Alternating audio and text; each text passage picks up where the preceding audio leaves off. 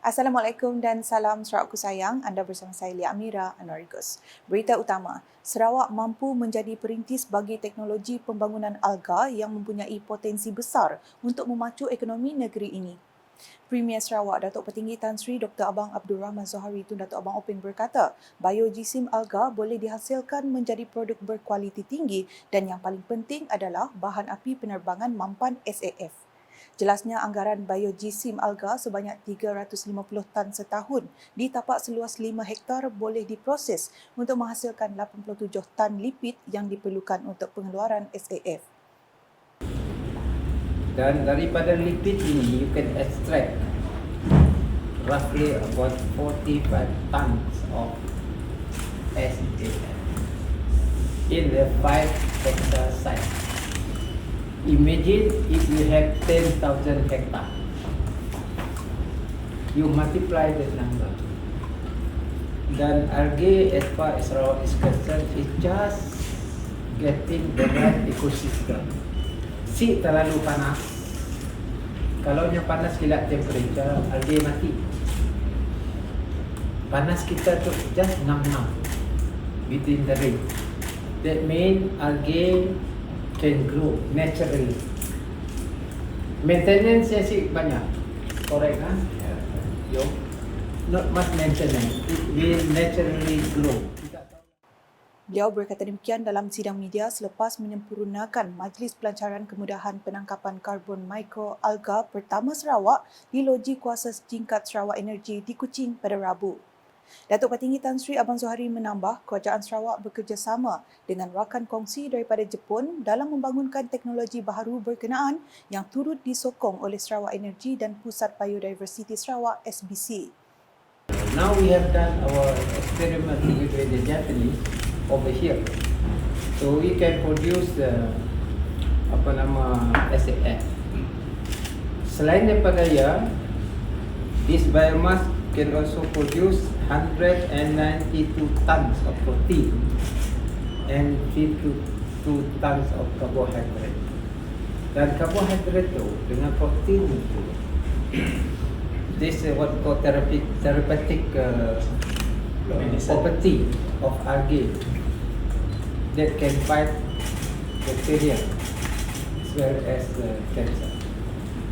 This has to be explored.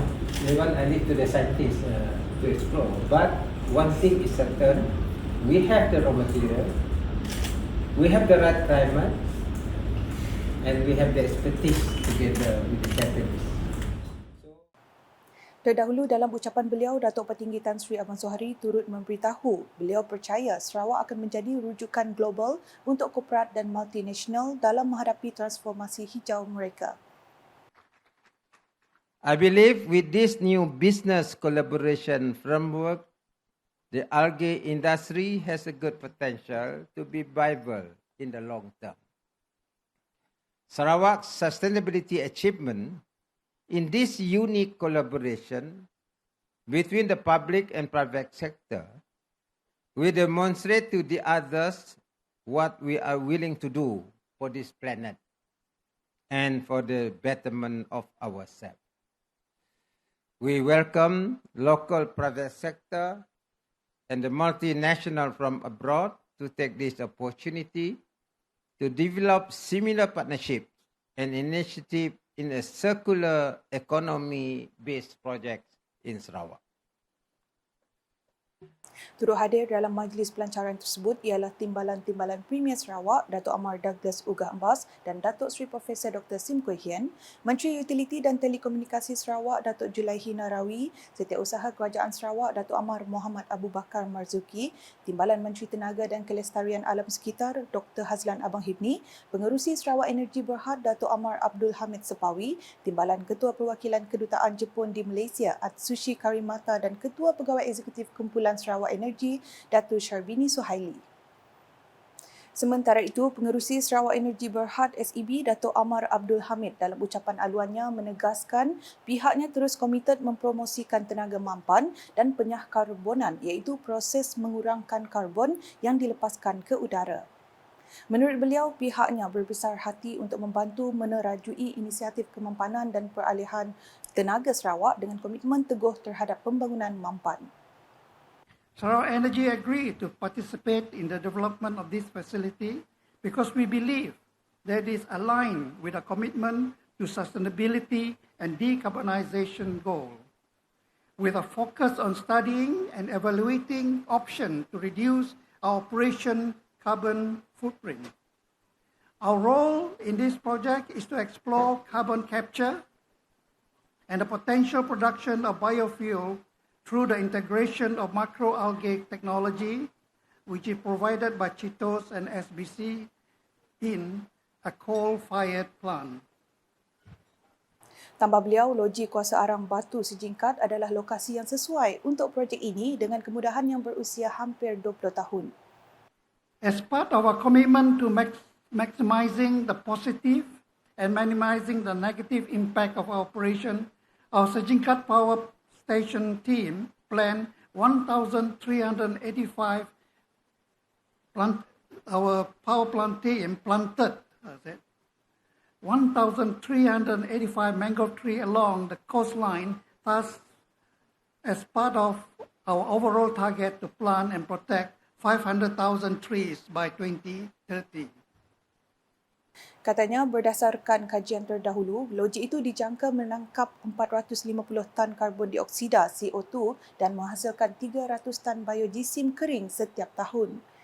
Di samping itu, tambah beliau, proses menangkap karbon dioksida melalui mikroalga akan mewujudkan satu lagi gelombang nilai ekonomi melalui penghasilan produk berpotensi seperti bahan api penerbangan mampan, makanan haiwan dan produk farmaseutical. Keperkembangan di Miri, Kerajaan Sarawak sentiasa komited dalam membantu dan menjaga kepentingan rakyat negeri ini dengan melaksanakan pelbagai pembangunan infrastruktur asas seperti jalan raya dan sebagainya. Menurut Timbalan Premier Sarawak Datuk Amar Awang Tengah Ali Hassan, antara pembangunan yang sedang dilaksanakan adalah Lebuh Raya Pesisir Utara atau Northern Coastal Highway NCH yang bermula dari Miri sehingga Sungai Tujuh di Brunei. Sehari sebelum puasa pergi ke Brunei dan mengadakan perbincangan dengan Menteri di Brunei untuk memberitahu kita akan proceed yang dulu Pan Borneo Highway di-abandon oleh Pakatan Harapan dulu, tapi kita will continue with that project at the Northern Coastal Highway. Ini melalui Brunei dan terus ke Limbang, terus ke Lawas dan terus ke Sabah. Pembinaan Sarawak Link Road fasa pertama sudah berjalan daripada Glogus hingga ke Long Lopeng di Lawas, dan ini akan diteruskan sampai ke Limbang dan seterusnya ke Miri tanpa melalui negara Brunei. And then Sarawak Link Road is to be integrated with our Northern Coastal Highway. Dan kita juga sudah merancang untuk meneruskan usaha menghubungkan jalan raya sampai ke sepadan Indonesia. Beliau berkata demikian semasa berucap dalam Majlis Ramah Tamah Aidilfitri Persatuan Anak Jati Lawas di Miri pada Selasa.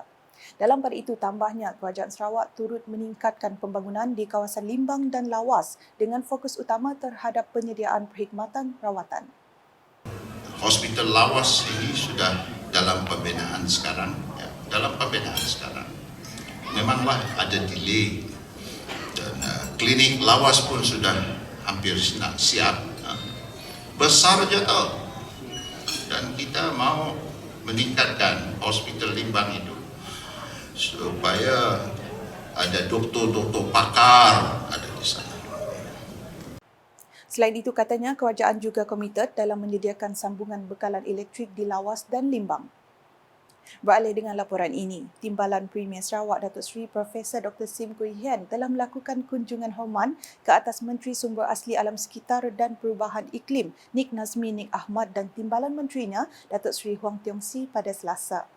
Menurut Datuk Seri Profesor Dr. Sim, beberapa perkara mengenai isu penghantaran Jabatan Pengairan dan Saliran DID Sarawak telah dibincangkan dalam kunjungan tersebut. Antaranya notis perubahan NOC bagi projek pembangunan Lembangan Sungai Sarawak PLSB dan peningkatan kos serta RM150 juta yang diluluskan pada tahun 2018 dengan peningkatan kos selepas COVID-19, rancangan tempatan banjir RTB fasa 2 dan 3 serta perlindungan pantai. Dalam satu kenyataan media pada Selasa, Datuk Seri Profesor Dr. Sim berkata, Nik Nazmi menjelaskan NOC disebabkan oleh pertukaran kerajaan dan beliau akan membawa isu tersebut kepada perhatian Menteri Kewangan dan Menteri Ekonomi dalam Kabinet. Selain itu, katanya kerja naik taraf perkhidmatan pembentungan di Sarawak juga menjadi topik perbincangan mereka. Tambah beliau, pembiayaan kerajaan persekutuan bagi 17 projek yang menelan kos RM1.5 bilion sejak tahun 2008 perlu dipertingkatkan supaya adil kepada kerajaan Sarawak. Sementara itu, Menteri Pengangkutan Sarawak, Datuk Seri Lee Kim Shin menerima kunjungan hormat daripada China Aviation International Construction and Investment dan China Aviation Investment Group pada Isnin. Kunjungan hormat itu bertujuan menambah baik hubungan antara China dan Sarawak serta berbincang peluang pelaburan lain di Sarawak. Dalam pertemuan sama, Datuk Seri Lee berkata kerajaan Sarawak amat mengalu-alukan penerbangan sahala dari China ke Sarawak yang mana penerbangan terus Kuching-Shenzhen-Kuching yang pernah beroperasi pada suatu ketika dahulu terus menerima permintaan untuk diperkenalkan semula. Katanya penerbangan antara China dan Sarawak akan memainkan peranan yang besar dalam memacu pertumbuhan industri pelancongan, pelaburan dan logistik Sarawak bagi mencapai matlamat dalam strategi pembangunan pasca COVID-19 PCDS 2030. Lawatan tersebut disusuli dengan taklimat dan mesyuarat bersama delegasi yang diketuai oleh Pengerusi Lembaga Civil Aviation Investment Fund Management Company Limited, Gao Jianming. Dalam perkembangan berkaitan, Kementerian Pengangkutan Sarawak MOTS sedang giat menjalankan kajian pelan tindakan pengangkutan bandar Miri yang telah diluluskan di bawah rancangan Malaysia ke-12. Menterinya Datuk Seri Lee Kim Shin berkata kajian ini bertujuan untuk menggubal pelan tindakan pengangkutan bandar bagi bandar Miri. The objective of this study is to formulate urban transport action plan for Miri City covering the period up to 2035 that outlines the development strategies, policy, direction, legislation, implementation, framework, programs and projects to ensure efficient urban transportation system for Miri City. Beliau berkata demikian selepas menandatangani kajian pelan tindakan pengangkutan bandar Miri dengan Kertin Via Valley Sdn Bhd di bangunan Baitul Makmur 1 pada Rabu. Mengulas lanjut mengenai pelan tersebut, Datuk Seri Lee berkata ia merupakan salah satu hasrat kerajaan Sarawak untuk memastikan pembangunan pengangkutan bandar yang teratur di Miri. It is the intention of the Sarawak government to ensure an orderly development of urban transport in Miri. This study is expected to produce the plan, strategies, recommendations and projects as well as programs to transform the Miri urban transport. Manakala di Sibu dengan Universiti Teknologi Sarawak UTS akan menganjurkan Kongres Antarabangsa Persatuan Juruukur Bahan ASEAN AQSA 2023 pada 16 hingga 17 Mei ini. Naib Chancellor UTS Profesor Datuk Dr. Khairuddin Abdul Hamid berkata, Kongres itu dianjurkan bersama AQSA dan merupakan yang pertama diadakan secara fizikal yang mana seramai 20 pemimpin industri dan pakar dari negara ASEAN akan berkongsi serta membincangkan isu dan cabaran berkaitan kemampanan dan pendigitalan projek pembinaan ASEAN. The theme of this Congress is Envisioning Sustainability and Digitalization in ASEAN Construction Industry. The Congress will feature, among others, major construction projects in ASEAN countries, including the new capital city of Indonesia in Nusantara. Beliau berkata demikian ketika mengadakan sidang media Asian Quality Survey Association AQSA International Congress 2023 pada Isnin. Jelas Profesor Datuk Dr. Khairuddin, acara tersebut akan dihadiri kira-kira 700 delegasi termasuk juruukur bahan, arkitek, jurutera, pengurus projek, kontraktor, ahli akademik, penyelidik, pegawai kerajaan dan pelajar sarjana muda.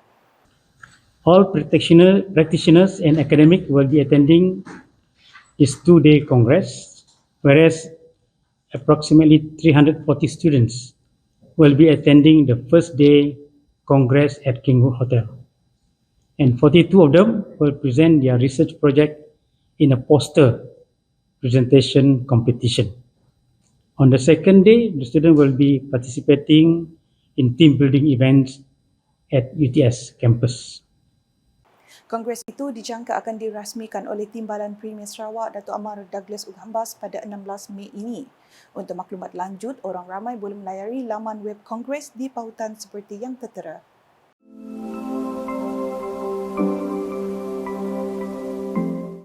Sekian edisi malam bersama saya Lia Amira. Berita lebih lanjut boleh didapati di semua platform media sosial UKAS termasuk portal ukas.sarawak.gov.my dan UKAS Channel di YouTube.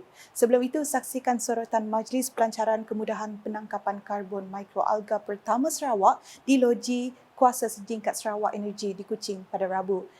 #menyebar fakta, salam UKAS.